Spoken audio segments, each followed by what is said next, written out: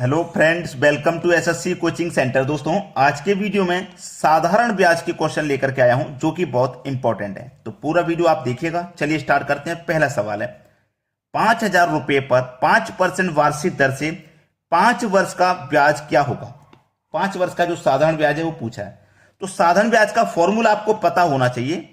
साधारण ब्याज का फॉर्मूला होता है सिंपल इंटरेस्ट बराबर पी आर टी बट्टे 100। ये फॉर्मूला होता है साधारण ब्याज का। ठीक है, अब साधारण ब्याज आपको पता करना है।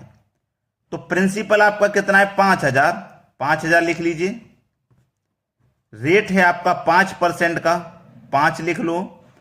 टाइम है आपका 5 वर्ष का, टाइम 5 वर्ष लिख लो। बटे में 100 है, फॉर्मूले में 100 लिख लो। अब देखो 2 जीरो से मैं यहां ये 2 जीरो कटा दूंगा। 5 पचे 25, 25 पचे 125। तो सिंपल इंटरेस्ट हम निकाल रहे हैं। 5 पचे 25 पचे 125 हो गया। और देखो एक ये जीरो ऐड हो जाएगा तो 1250। सिंपल इंटरेस्ट कितना निकल के आ गया? 1250। 1250 यानी कि बी ऑप्शन है बिल्कुल सही आंसर।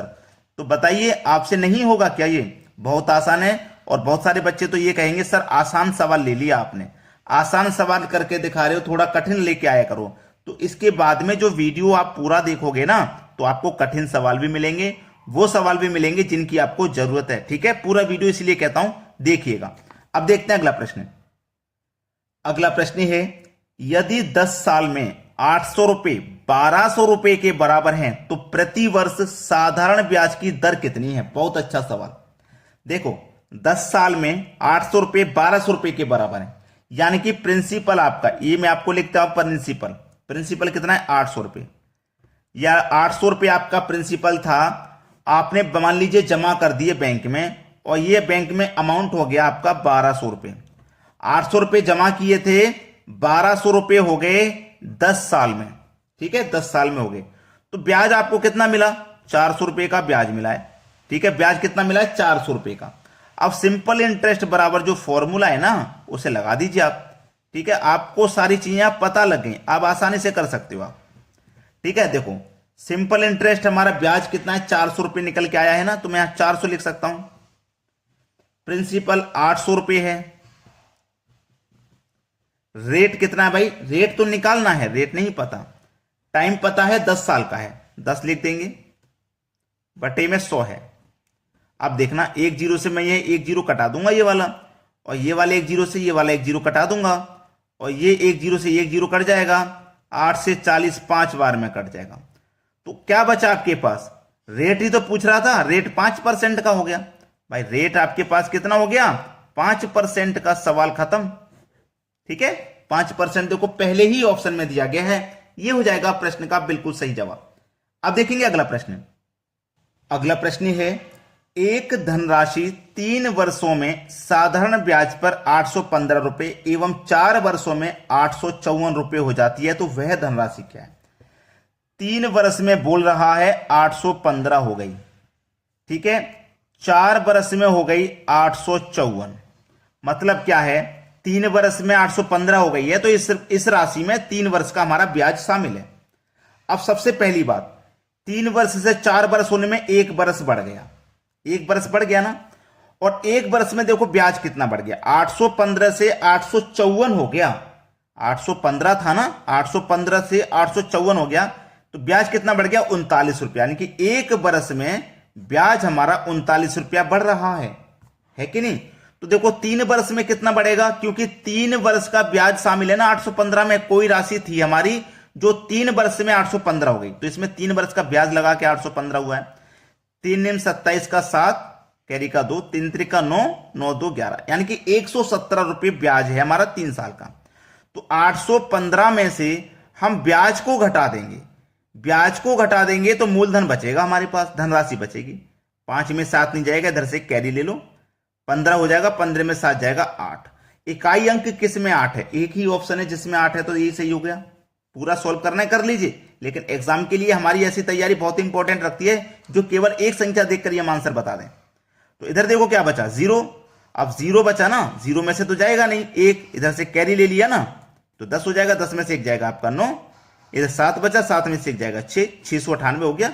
यही तो मिल गया। लेकिन आप इस तरह की तैयारी हमेशा करके रखना, एक संख्या को देखकर ही बता देना आंसर। चलिए अब देखते हैं अगला प्रश्न। अगला सवाल है, यदि किसी धनराशि पर 6 वर्ष का साधारण ब्याज मूलधन के 30% के बराबर हो तो यह कितने समय बाद मूलधन के बराबर होगा? बहुत अच्छा सवाल, बेहतरीन सवाल। बोला क्या गया है, ध्यान से सुनो। यदि किसी धनराशि पे 6 वर्ष का साधारण ब्याज, कोई धनराशि होगी उस पे 6 वर्ष का जो ब्याज लगेगा ना वो मूलधन के 30% के बराबर होगा। ठीक है, 6 वर्ष का साधारण ब्याज मूलधन का 30%, यानी कि 6 वर्ष में 30% लगेगा। तो भैया एक वर्ष में कितना लगेगा? 5% लगेगा। ठीक है ना, एक वर्ष में 5% लगेगा। कोई राशि हमें नहीं पता तो हम उसे 100 मान लेते हैं, 100 मान लेते ना। इसमें अगर मैं 5 से डिवाइड करूंगा ना तो हमारा समय निकल के आ जाएगा 20 वर्ष का। सवाल यही खत्म हो जाता है, कुछ नहीं बचता सवाल में। मूलधन के बराबर होगा भाई, 30% है 6 साल में, तो 1 साल में 5% है, कितने समय बाद मूलधन के बराबर होगा, कितने समय बाद? तो 100 राशि मानेंगे। एक वर्ष का 5% रहता ना, तो 5 से डिवाइड कर दो, बस 20 वर्ष आंसर आ जाएगा। पहला ही ऑप्शन सही जवाब है। याद रखना, अगर आप मूलधन में रेट से डिवाइड करोगे तो समय निकल के आता है, और यदि आप मूलधन में समय से डिवाइड करोगे ना तो आपका रेट निकल के आएगा। 20 से डिवाइड करोगे 5, ये आपका दर है। तो आपने दर से डिवाइड किया है तो समय निकलेगा, और समय से डिवाइड किया है तो रेट निकलेगा। ये बात आप नोट करके रख लीजिए। अब देखते हैं अगला प्रश्न। अगला प्रश्न है, एक व्यक्ति ने एक टैंक में 15,000 रुपए 6 वर्षों के लिए जमा किया। एक बैंक में 15,000 रुपए 6 वर्षों के लिए जमा किया। यदि उसे 4500 रुपए का ब्याज प्राप्त हुआ तो ब्याज की दर प्रति वर्ष क्या है? इसे तो आप फॉर्मूले से ही कर लोगे। सिंपल इंटरेस्ट बराबर पी आर टी बट्टे 100, ये जो फॉर्मूला है ना साधारण ब्याज का, इसी से कर लोगे, क्योंकि ब्याज आपको पता है 4500 रुपया। 4500 लिख लेंगे, प्रिंसिपल 15,000 रुपया, 15,000 लिख लेंगे। रेट पता है? नहीं पता, रेट निकालना है।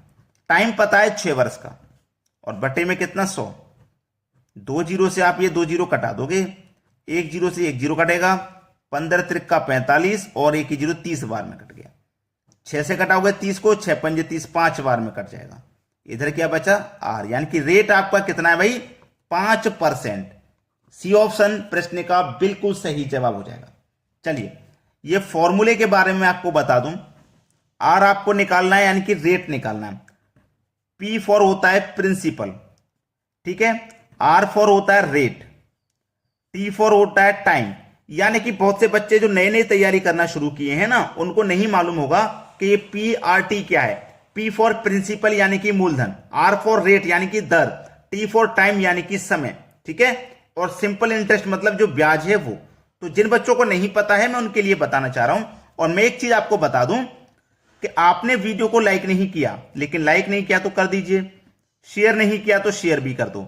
टाइमिंग वीडियो का मैं पहले भी बता चुका हूं, सुबह के 10 बजे, ठीक है, दोपहर के 2 बजे और रात को 8 बजे। यानी कि एक दिन में हम ये 3 वीडियो लेकर के आते हैं, जिससे कि आपकी एग्जाम की तैयारी कम समय में हो और जल्दी हो जाए और अच्छे से हो जाए। तो ये तीनों टाइमिंग पे जाकर के आप वीडियो को वॉच कर लीजिए, और चैनल को सब्सक्राइब कर लोगे, बेल आइकन का बटन दबा लोगे तो नोटिफिकेशन को आपको पहुंच जाएगा, वहां से भी देख सकते हैं। ठीक है दोस्तों, धन्यवाद।